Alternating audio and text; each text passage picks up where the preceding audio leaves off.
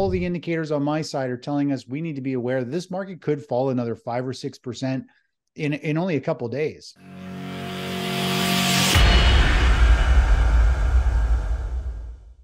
It's time for our monthly look at the charts, and I'm joined again by Chris Vermeulen of the Technical Traders. Chris, welcome back to the channel. Hey, thanks for having me, Dave. Always a pleasure. Listen, everything's down. Stocks are down. Metals are down. Bonds are down. The only thing that's up is yields because bonds are down, and oil. Give us a glimmer of hope. I mean, we're looking at gold has lost $100 in the last not even 2 weeks. Silver's lost $2 in about the same time. What's going on? What are the charts saying? Yeah, I mean, this really shouldn't be a surprise. I've been talking about this for a long time, that when the markets get into a bearish phase and there's panic selling, almost all asset classes go down. As you're saying, oil has been doing all right. It's been holding up. The dollar index has been muscling its way higher, which is one of the reasons why we're seeing, I think, precious metals down so much, is the dollar has just been ripping to the upside. And people are kind of flocking to safety. They're literally moving to cash and trying to step aside. Like, you look at even the defensive sectors like utilities. I mean, they're down like 8% in the last 2 days alone. They're down over 30% from the highs. Most people look at utility stocks or the utility sector as a defensive high dividend payout, but it's not that. It's the quite opposite. It's a high risk trade. Just like people thought bonds were a low risk position, they're down over 50% with the TLT, US Treasury bond ETF. That is a huge haircut for things that used to be defensive and conservative. So I wouldn't say the game has changed. You just have to change kind of with the markets. And if you're using old archaic ideas and things that have happened in the past, you're going to get left behind if you don't follow price. So looking to the bright side, I do think we're going to see the equities markets probably have some type of oversold bounce here in the next week or so. But we are really in a high volatility state. There is lots of panic. All the indicators on my side are telling us we need to be aware that this market could fall another 5 or 6% in only a couple of days. Wow. Okay. And then it could have a knee-jerk reaction bounce. So it's a very dangerous market to be tinkering in right now. Will you pull up a few charts there? Just give us a flavor of what we're in for. Yeah, sure. Let me share my screen. If we take a look at the SP 500 futures, this is the daily chart, and a good idea. Like, I always use Fibonacci extension, and Fibonacci I find works exceptionally well for identifying targets, turning points. And if we were to just take the daily chart here, we can look at a couple different levels. If we look at this most recent sell-off down to this spike low from last week, and we go up to this high and carry it forward, it tells us where the markets could fall to. Generally, if the market falls to the 618 level and has some type of bounce, we almost always go down and hit that 100% level, which, as you can see, was the low back in May. So that's a pretty big decline. We can also take a Fibonacci move based on this high and down to this more significant low, and this reaction high. We can see where we are here. So the market as of last week and today have made this 100% measured move from the previous move. So the next one here is pretty sharp to the downside from where we are as you and I are speaking. I mean, that's another 4% to the downside, which is really going to, it's going to wipe out a huge chunk of this year's gains. And sometimes not owning assets, stepping aside, is one of the best things to do. And that's what, we have done. We've moved out of the market. And if you don't have a clear direction on which way it wants to go, you're best not to just gamble your money. You're best to stand aside, collect interest, and be cautious when it comes to the equities market. Now, obviously, we're seeing a risk-off trade here predominantly. Why aren't we seeing a bounce in gold as a result of this? Is it driven primarily by the dollar strength, or is this a case of we're seeing a lot of liquidations in gold to fund margin calls in other asset classes? Yeah, I think that's part of it. I don't have the chart up here, but I have a custom indicator that allows us to follow panic selling on the New York Stock Exchange, and it is through the roof. It's skyrocketed higher, and when we have high panic, people are forced to liquidate assets, and sometimes they have to liquidate, more conservative positions like gold in order to pay for the big losses in individual stocks or hot sectors that have fallen out of favor. And, to add to that, the dollar has not been helping. The dollar has just been soaring, pushing out to some new highs. It has been making this huge rounding formation all year, or really for more than the year. And it has really kind of broken out of this rounding formation. And now it's starting up, and we could see a huge rally to the upside, which is going to continue to put pressure on metals. And you and I have talked about this in the past. I'm very bullish on the dollar. I think if the equities market goes into a huge financial reset, a stage 4 decline is what I call it, the dollar is going to skyrocket. Everything is going to get pulled down, and gold's going to go, get a pretty big haircut to the downside. And if we take a look at gold, let's just go to the monthly chart of gold, simply because it shows the bigger picture here. We've got the 2011 highs over here. Gold has been holding up exceptionally well, considering. But I do think gold is going to eventually potentially have a big reset and come back down to the 1600, maybe even pierce to some lower lows. There is a falling trend line that comes across here. And this here would be, a financial reset in the markets. We're going to see selling, liquidation calls, panic. People literally just want to sell everything and move to cash where they're comfortable. And that's going to take the wind out of the sails for gold, silver, and miners. But as I mentioned last time I was on here with you, I think this is an amazing opportunity. The more this flags sideways and consolidates, the bigger the next rally is going to be. And gold and miners will probably be like one of the sectors that bottoms first. And it'll really be the start of something like this, where it has a big flush out with the bear market, and then suddenly it takes off and has a multi-year rally. And I think that's what's going to be coming for the precious metal space. But this is a big multi-year pattern, takes years to unfold. Each bar here is 1 month. So this could be another 3, 6, 9 months out before we're maybe breaking out to some new highs. But until then, it's kind of an opportunity, especially if it pulls back sharply. It's a great way to, pick up some physical metal. And when finally there is a new bull market phase in precious metals, I mean, the gold miners will be an amazing place to get into again. Let's have a quick look just at the silver chart, because obviously when we see this volatility in gold, we tend to see even more volatility in the silver. Mm-hmm. Well, yeah, silver's kind of, I mean, it's a bit different beast, but it has been doing kind of the same thing. It's consolidating, working its way down. Now, gold is equivalent to trading up here. Gold is the big defensive play the world looks at. It's a slower moving asset, so more money goes to it because they're not going to lose 8% in one day. A big day on gold is, a 1.5% move, where silver can have these huge swings. So gold is seen more as a safe haven play, defensive. Silver is more speculative, so it doesn't have quite as much money flowing into it yet. But when the time comes, it will go into one of these parabolic moves, and it'll just blow the performance out of gold.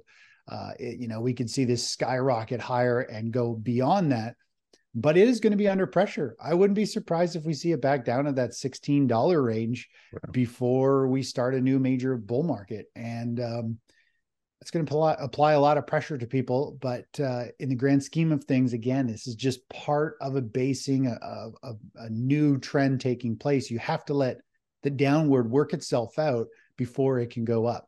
And that's what I think we still have ahead of us. Now, we got significant increase in the longer term rates. You've seen like 10-year yields. They're about 4.70 thereabouts. What's on the cards for yields? I mean, when are we going to see? Are we going to see higher long-term rates even further? Yeah, I mean, I've been talking about looking at 5.5% in the markets for a while, and everybody's like, we're never going to get up there. But I mean, the market always does what most people least expect.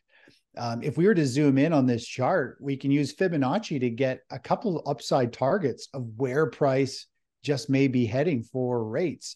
And if I just grab this tool, again, this is such a powerful tool, and you can use it in multiple time frames. This is telling us where the next target is. So we did see the yields pop up hit that level, it pulled back, and now we're working our way up to this 5% level. And that's kind of the next really kind of key target. But we can also take the next leg down, which I would probably conservatively say it's somewhere right about here.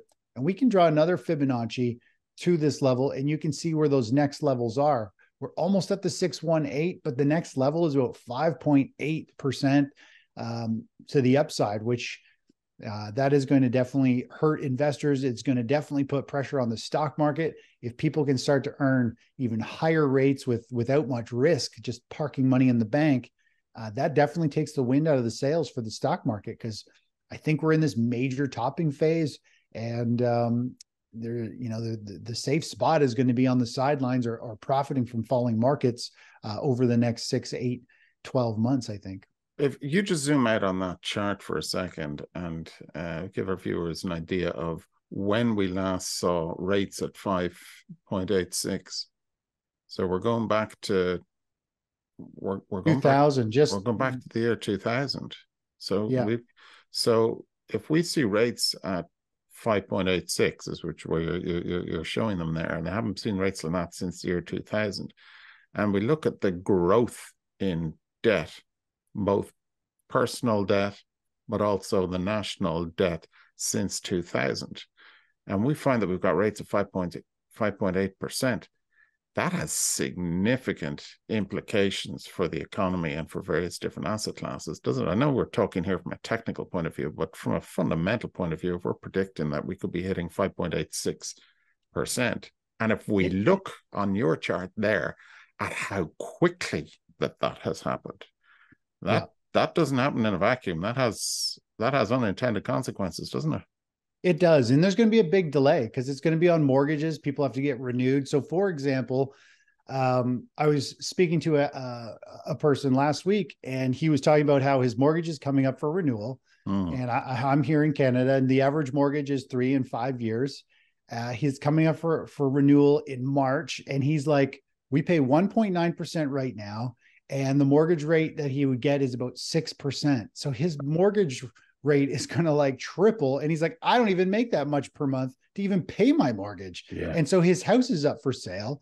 He could have sold it a year and a half ago for about 850 or something like that, he said. And now he's got listed for 600. It's been listed for 4 months. He can't sell it. So there's going to be this huge wave, especially in Canada, where mortgages are going to come up. They're going to have to liquidate. They're going to have to sell. It's going to be an absolute unbelievable opportunity for real estate investors over the next couple of years as these mortgages starts to come due.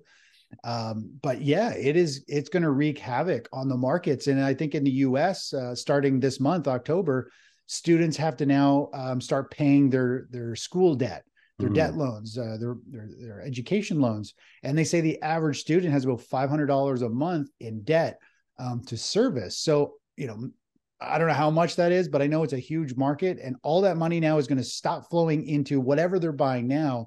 And so we're going to start to see money dry up. We're going to start to head into I think, get closer and closer to this recession. And all this compounds, as you said, the rates go up.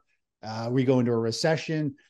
Business owners start to say, well, you know what? Maybe I'm going to trim some staff. We're going to see unemployment start to creep up slowly. And then, of course, less people are making money, yet their mortgages are coming up. I mean, it's just going to be this downward spiral. And some people are talking about like Toy-mageddon. All these people that bought all these luxury toys over the last few years, they're going to just be on sale, a dime a dozen. So I think we're in for some very, very tough times. The interest rate is a very slow delay. The damage isn't immediate. It drags out for 2 to 3, 4 years. So we're in for tough times. Preserve your capital. Make sure you're not, holding things falling in value, which is, I don't believe in buy and hold. I believe in owning things going up. If they start to roll over and go down, step aside and find a different asset that's going up. So unfortunately, nobody really does that. The financial industry isn't set up for that. They're all about the buy and hold. You'll be fine. It'll come back. But the major super cycles at play fall right back to what you're saying here. We haven't seen these rates since 2000. And my commodity and stock super cycle analysis is the exact same almost as the 2000 market top. And I mean, there's quite the storm potentially brewing. Better And be prepared. if you look at that chart, we're breaking a downtrend that has been in for decades. Oh man, Decades. yeah. It's huge. There was a fairly significant level right across here, which is the one that it broke recently and it pulled back, and now it's it's going to muscle its way back up. And yeah, damage is going to be done. There's going to be a huge financial reset, I think. Can we just have a look at oil if you've got an oil chart there? Because obviously this is something that immediately hits the pocket of most everybody on the planet. Yeah. Yeah, what I find interesting with oil is we tend to see, if I was actually just to show the cycles here of what assets or sectors perform best in different stages. If we take a look, this blue cycle here is the stock market cycle. And as the markets are topping, we tend to see energy do very well or hold its value compared to other assets. Same with like gold, most specifically just gold. And we've seen energy stocks being the number one sector this year. They've been outperforming. Oil is up. Precious metals, or when you look at gold, it's been trading up near all-time highs, just holding its value. So that is a huge red flag. And when we go back and look at the last time we got into a big major bear market, we saw crude oil rally up, and then it kind of consolidated, had a blow-off phase. And what happened was we got into the 2008, the market started to weaken. It came right down. It's hard to see here, but there's a level right across here where oil came down and bounced, and then we kind of entered the stage 4 decline, and oil completely collapsed. But we had a huge spike and rally in energy. Well, if you look, we've had a big move up. We've had a consolidation phase. We had the blow off in oil last year, and now it's coming down. And if it starts to break this level, if it breaks down here, this will be the start of another major reset in the market. So the energy space is doing very similar to what it did the last time we had a stage, just before we entered a stage 4 decline.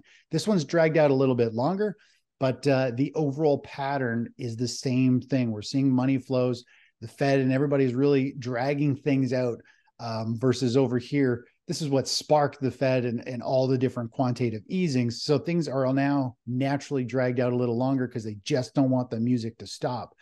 But I mean, a lot of things are aligning for some pretty interesting price actions, some pretty extreme price actions over the next several years, I think. Final thing, can we take a quick look at Bitcoin? Sure.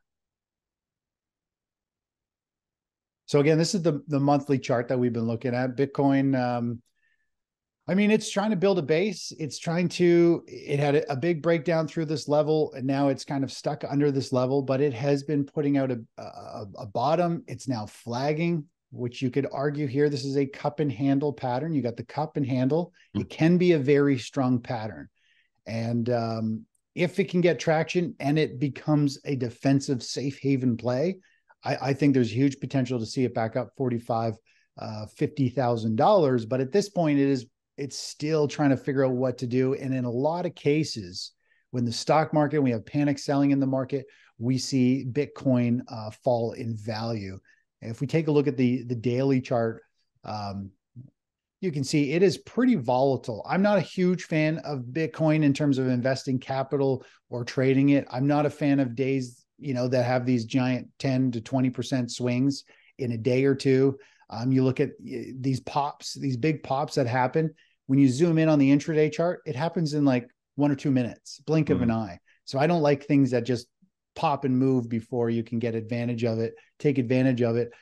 You have to be in place betting and hoping one of those moves is going to happen. So I don't stick too much to it in terms of trading or investing, but it is forming a launch pad here to potentially start a bigger run. And the question is it going to be a defensive play, or is it going to kind of get sucked down, with the bathwater if the whole market goes into a sell phase?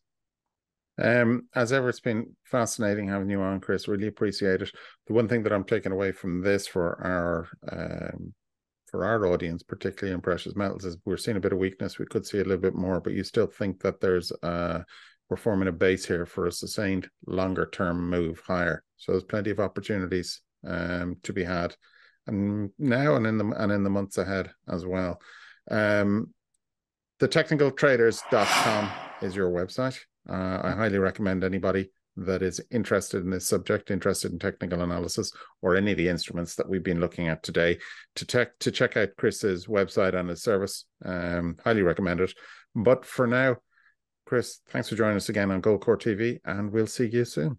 Thanks, Dave. Take care.